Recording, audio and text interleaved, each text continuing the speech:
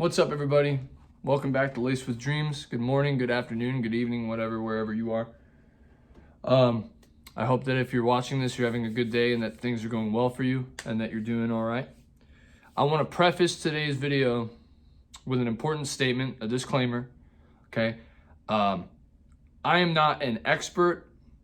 I am not I'm not like some enlightened person who thinks that he knows a lot of things that are like impossible for us to know. In today's video, I'm going to be talking about something that some people might see as a sensitive topic, but I just want to let you know that all I'm doing is giving my opinion and my perspective on this, all right? All I'm doing is telling you what it seems like to me, telling you what I've realized and what I've noticed about this universe and this world from my own personal subjective experience. Okay, so that I want to preface, I am not claiming to be some sort of all-knowing expert or somebody who, you know, has like the secret of the universe in my back pocket or something. I don't want to claim to be like some sort of super enlightened superior being that is coming here to give you. I'm just talking about something that this is something that I've been thinking about for a long time, and that has been kind of like ruminating in my mind over the course of months, that I just have not fully come to fruition until now, I think.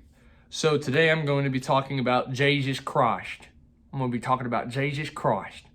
So today I'm going to be talking about Jesus. I'm going to be talking about the second coming of Christ and what I mean and what I think that means. What that appears to be to me. Okay, so if I've read the New Testament, I've read a lot of the Bible. I haven't read the whole thing because, to be honest with you, it's boring. Now, from my personal perspective, I'm not gonna lie to you, I don't give a shit what anybody says besides Jesus, to be real with you. To me, I've read all these different quotes and all these different books in the Bible and blah, blah, blah, blah, blah. And I've read the New Testament and the Gospel. And from my perspective, the only thing that really matters in this book at all is what Jesus said, okay? So I'm gonna start this off because I think that this is, if you're still here, which some of you may not be, but if you're still here, you probably think that this is going in a different direction than it actually is. So I want to encourage you to stay with me because this is not like your typical, I'm not giving you a church sermon right now. This is not something that you're going to get in a church. So I'm gonna read off what I think personally are the most important quotes from Jesus in the Bible, in the New Testament first, okay? And you're going to notice something about these. The first one is Matthew 22, 37 through 39, verses 37 through 39. Love the Lord your God with all your heart and with all your soul and with all your mind. This is the first and greatest commandment. And the second is like it. Love your neighbor as you love yourself. Okay. So, in my opinion, he says, love the Lord your God. So, I believe in God, but I believe that God, we have this funny idea that God is some sort of separate being that exists in another realm that is like controlling, like is outside of the stage that we're on and is like commanding everything that's happening. I don't believe that shit. I think it's bullshit. I think it's stupid. What I really think God is and this only makes sense, like this, God is everything, right? You are God. God is you and me, and this entire existence is what that is. Because God, there is only, as far as we are capable of perceiving, as far as what we know, there is only this existence, this universe. And maybe there are different dimensions or different planes of whatever within this universe, but this universe is what we know. And what we know about this universe is that whether we want to accept this or not, this is the truth. All of it is just a singular happenstance. All of it is a singular unified existence, because when you break it down into its smallest parts, this universe is all made, no matter where it is, no matter what's happening, it's all made out of the same substance. It's all made out of the same things. Atoms. Protons, neutrons, electrons, quarks, and what the hell ever I forget what the smaller ones are called. Bosons? I don't remember. Quarks, protons, neutrons, electrons. The entire universe. You and me, although we appear to be totally separate beings from each other, are actually made out of different sections of the same ocean of matter. You see, and so you and I are not actually two different things. We are two different waves appearing in front of each other in the same ocean. Right? And so anything that you do and anything that I do is something that this entire universe is doing. This is a teaching in Zen Buddhism. There's this Zen teacher who he used to hold up one finger. And his whole thing was that this is how he showed people enlightenment. Because the point was, and this is difficult to wrap your head around if you're not initiated in this, but I'm going to say it anyway. The point was that when he held up his finger, you were supposed to see that the entire universe existed in his finger. And in the same way, when I'm holding up my finger, the entire universe is doing this. It's not just me doing this, it's the entire universe in this localized space that we call me. Right? In this environment that we call my environment. Like, this is not just a happening of something separate from everything else. This is the entire universe holding up my finger. Because anything that I do and anything that you do is something the entire universe is doing. In the same way that a single wave on the ocean is something that the entire ocean is doing. That's a quote by Alan Watts. So, love the Lord your God with all your heart and with all your soul and with all your mind. So, what this means to me is to be utterly grateful and in love with this universe, with this existence, because it's a miracle. If you look around you, you'll realize that, like, if you just think about it for a second, if you just stop to think, this universe and the fact that any of this exists at all is just so extremely unlikely and unrealistic. It's a miracle. I mean, the fact that any life exists in this universe at all is entirely miraculous. So, love the Lord your God with all your heart, blah, blah, blah. This is to say, be extremely grateful for this existence and love this existence. Love this universe. Love your neighbor as you love thyself. Love this universe, because love is the energy. Love is the energy of God. And God is all of creation. So that's my interpretation of that. Number 2 is Matthew 7:12. So in everything, do to others what you would have them do to you, for this sums up the law and the prophets. So when we treat others the way that we want to be treated, let me tell you something that is embarrassing, but I'm going to be vulnerable with you for the sake of illustrating my point. Do to others what you would have them do to you. So the point that Jesus is trying to make in this quote is that whatever you do to other people is what's going to happen to you. And that is the truth. I've experienced this firsthand. In my first major relationship that I was in, like middle school through high school, I was a liar and a cheater. That's the truth. When I don't know why, I had a lot of problems. I had a lot of things that I was going through. There's no excuse for that. But I've grown a lot since then and changed a lot since then. But when I was in high school and middle school and I was dating this girl, I was a liar and a cheater. And so when I lied and cheated, what do you think that she did to me? And I was hypocritical, so I would get mad at her about it, and then she would get mad at me. It was just terrible, right? But my point is, and so is Jesus's point in this quote, is that whatever you do to other people is what's going to happen to you. If you're a hateful person, you're going to receive hate. If you're a loving person, you're going to receive love. And when I learned for me personally, I have always felt as though I contained unconditional love within myself. I remember that when I was little, I must have been like 7, 8, 9 years old. I had this really weird experience where I felt like this utter compassion. And at the time I had no idea like what any of these words meant. So I'm saying these words, but at the time I didn't know this.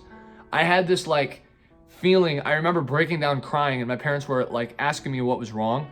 And I told them that I just wanted everybody in the world to be happy. And they were like, oh, that's really sweet. And then I go, even people who kill people. And they were like, oh, like they didn't know how to handle that. But the thing is that the reason I felt that way is because for some, I don't know why, but I have always contained the capacity. I've always had the capacity for unconditional love. And even though I had this period of time where I was going through a lot of pain and I was very hateful and I was also very secretive and I was like a cheater and I was like a liar and I was kind of like manipulative. I had this manipulative stage because I felt as though that was what I needed to do to get through my life for some reason. And, all of that came back to me. And a lot of that stuff really like bit me hard. And eventually I went through all these different experiences, some things that are like a little personal I'm not going to talk about out in public yet. But I went through all of these different experiences that eventually brought me back to this state of understanding that I need to have compassion and love for the people around me. And as soon as that happened, as soon as I started showing love and compassion for the people around me again, and I started feeling it genuinely, not for the sake of gaining something in return, but unconditionally showing love and compassion for the people around me, my life started to improve greatly and rapidly and exponentially. And all of a sudden, before I knew it, my quality of life and the quality of relationships that I had in my life improved tenfold, just because I started to show love. And so whatever you lead with in this life is what you're going to get back. That's a law of this universe. I don't know why. I'm not going to pretend that I know why. But whatever you lead with, if you lead with love, you will receive love. If you lead with hate and anger, you will receive hate and anger. So that's why it's important for us as people to understand that if we want peace, we have to be the ones who bring it about. If you want peace, you have to walk with peace. Because if you desire peace inside, if you desire peace, but you walk through life responding with anger to the thing and hatred to the things that happen to you, you will never achieve peace because you are only feeding into it. You're only feeding into what is disturbing your peace. Matthew 5:44 through 45. Jesus says, "But I tell you, love your enemies and pray for those who persecute you, that you may be children of your Father in heaven." So this is interesting. This is important. He says, you may be children of your Father in heaven. So we already know, like I said, the Father, God, is just everything, right? It's not some dude in the clouds with a beard. It's everything. It's the universe, right? It's you.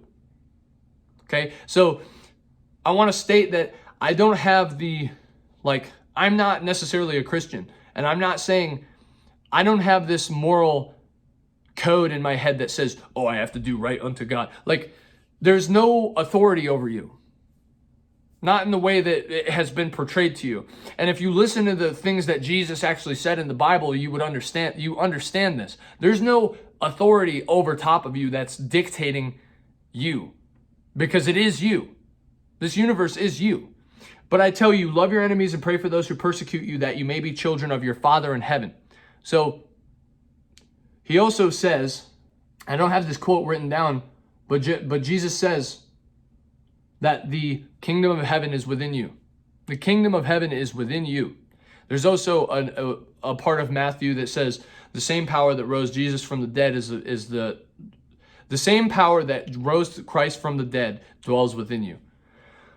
So this whole time, we're for some reason made to believe, even though we are told directly the opposite of this, we are told directly by the person that this religion is supposed to be about, that the kingdom of heaven is within you. It's a state of being. The kingdom of heaven is a state of being. It's joy and peace. And the realm of hell is anger and hatred and decay and sorrow. So these are not places that you go when you die. This is the state of existence that you're in while you live. This is told to you directly by the guy that this religion's about. So let me move on to what my main point of this video is before I continue to talk about these things. My main point of this video is that we call Jesus Christ. Christ is a title. It's a title given to a person that's in a certain state of existence. Christ means the anointed one. So when we talk about nowadays, like everybody is talking about the second coming of Christ. Everybody's talking about the rapture and the second, like you get, what I have, like, look at this. I have this thing. Look, somebody gave this to me. The $1 million, you guys have probably, a lot of you guys have probably seen these $1 million thing. So I get all these pamphlets and stuff at work about how the world is going to end and Jesus is going to come back and save all the believers and all of the people who don't believe him are going to die and whatever. Like, the thing is, the second coming of Christ is not literally Jesus, okay? Because the misunderstanding that we have, like, Jesus says, I am the way and the truth and the life. No one comes to the Father except through me. He's not saying that I am Jesus and because of that you should worship me because I'm the one and only Son of God. He's saying that because I am the embodiment of the way, of the truth, and the light. Because I am acting in the embodiment of a person who is in the kingdom of heaven. No one comes to the Father, no one goes to the kingdom of heaven except through me, means that unless you embody the same qualities that I have, unless you embody, then I'm speaking as him, like I'm not saying me, but this is a quote. Unless you embody the same qualities as me, and unless you believe and think and understand the same way that I do, you will not come to the kingdom of heaven because you will be stuck in this, you'll be stuck in your mind. You'll be stuck in the ego. I am the way and the truth and the life. No one comes to the Father except through me. Whoever follows me will never walk in darkness, but will have the light of life. That's John 8:12. John 14:16 is I am the way, the truth, and the life. So there are a couple of reasons that he probably phrased it this way. First of all, he's talking to people who are Jewish. Like, and back then, Judaism, I mean, it still is, but it was like, you know, it's extreme. Like, it's not extreme in like the extremist sense, but what I mean is that these people are very devoted to their faith, and so you have to probably phrase things in a certain way. And also at the time, the social circles very small, right? Like the social circles are very small. He's probably the only enlightened individual that's around at this time, and so he's saying no one comes to the Father except through me. And so I think we took this a little too literally, because he never really says, I am the one and only Son of God, and unless you worship me, you're going to hell. That's not really the point that he's trying to make. The point that he's trying to make is that if you take on the qualities of Christ, that you will enter the kingdom of heaven, because the kingdom of heaven is within you. And so by walking through your life in love, compassion, kindness, generosity, and forgiveness, by walking through your life with those qualities, which are the qualities of Christ, you will enter the kingdom of heaven, which is joy, peace, and fulfillment, because the kingdom of heaven is within you. So what's the second coming of Christ? Does it mean that Jesus of Nazareth is going to raise back up from the dead, and that the world is going to go down in a ball of flames, and that everybody is going to be levitated up into the kingdom of heaven in the sky? No, not in my opinion. What it means is that the world, the part that's like the apocalypse, is probably the further that we stray from the qualities of Christ: kindness, compassion, love, generosity, forgiveness. The further that we stray, the more that this world becomes problematic. Have you noticed that as time goes on, the world becomes more and more divided? There are wars being fought. There are people in this country, in the United States, people are very divided right now. We're very angry at each other. And so what the second coming of Christ is everybody is going to reconcile together, because as our lives continue to degrade, our quality of life is generally speaking, and I'm not saying this to manifest it or to put it out there, but I'm just saying, like, hypothetically, theoretically, as the quality of life of the average individual in the United States or in the world in general continues to degrade and continues to falter because we become more and more divided and hateful towards each other, we will realize how fucking silly that is, because it's only us doing it to ourselves. And so as time goes on, we will realize how stupid being divided and angry and hateful towards each other is. And the second coming of Christ will occur, where people begin to understand, oh, right, we're all human beings, and we need unity and peace. This person suffers just as much as I do. So the second coming of Christ is the return of the qualities of Christ, not the resurrection of the man Jesus of Nazareth, who's going to come back. And I understand, like, why we think that, but if you listen to what he says himself, nobody else, because if the religion is about him, in my opinion, If the religion is about this guy, we should be listening to what this guy says. And according to what this guy says, that none of these things that people believe are true. If you only listen to what Jesus says, because other people, like, if the religion is about him, that's what we should listen to, right? But I tell you, love your enemies and pray for those who persecute you, that you may be children of your Father in heaven. That's the big thing. Right now, we are, the people of the world are mad at each other for our various persecutions. The people of the world, we have all of these movements against oppression and all of these wars being fought over the same thing, persecution. All of it boils down to persecution. And all of it also boils down to the lack of forgiveness and love.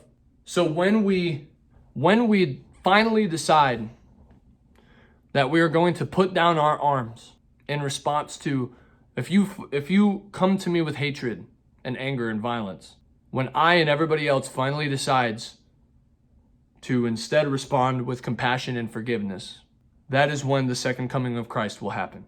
And it's not Jesus of Nazareth coming back from the dead. It is the qualities of the embodiment of what a Christ-like person would be, returning to the average person. Because if everybody did this, we would be living in a utopia. I've been thinking about that for a long time. This isn't supposed to be a Jesus spiel, by the way. Like, I'm definitely not I'm definitely not here trying to push Christianity on people. But I like to take knowledge and wisdom from as many places and from as many sources as I can. And I can't ignore this one because it's one of the most largely cited sources of wisdom in the world. But for some reason, like, the thing that blows me away about it is that this is the most followed religion in the world. And yet, almost none of the people that follow it actually listen to what Jesus said. They listen to everything else except for the things that he said. Why? You know what I mean? Here you have this set of, like, easily understandable and demonstrable, beautiful teachings, beautiful ways to just live your life. You can live your life in any way that you want, following these guidelines, if you even want to call them that. And yet, almost every single person that follows this religion is like, hey, you know that guy that this is about? We named it after him? Fuck that guy. Genesis, the book of Genesis. Or, fucking Romans or whatever. What's that one called? That's, like, awful. Deuteronomy. Hey, this religion is about Jesus Christ. But, like, fuck the gospel. Let's listen to Deuteronomy instead. Like, I just don't. Anyway. All right. I just wanted to talk about that because I think, again, I am not a Bible thumper. That's not my thing. All right. This is one of the many sources of wisdom and information that I'm pulling things from, because this is the way I am. I like to learn. I want robust info. Okay, basically. All right. Much love. Dude, before I end this video, I want to let you guys know that I know I started a second channel. I'm not doing that. Second channel is, like, pointless when honestly, I'm just going to post other stuff on this channel too. Like, there's going to be talks like this, there's going to be whatever, but there's also going to be, like, music. I'm going to do whatever. There's lots of stuff. I got a lot of stuff cooking. All right. I'm cooking in the kitchen right now. Big time. Many pots on the stove. All right. Many pots. So just be ready. Okay. This stuff is not going away. I'm not saying that I'm going to stop doing videos like this, but I'm going to be doing a lot of different kinds of videos because I want to have fun and connect with you guys. So, all right. Much love. Thank you for watching this video. There's a Discord that I'm in. Sometimes I should be in more of this community. It was created by this community, though, which is really cool. Lots of like-minded people in there. Very beautiful place. All right. So I hope to see you in there. It's in the description below. Much love again. Thank you very much for watching. And I will see you in the next video.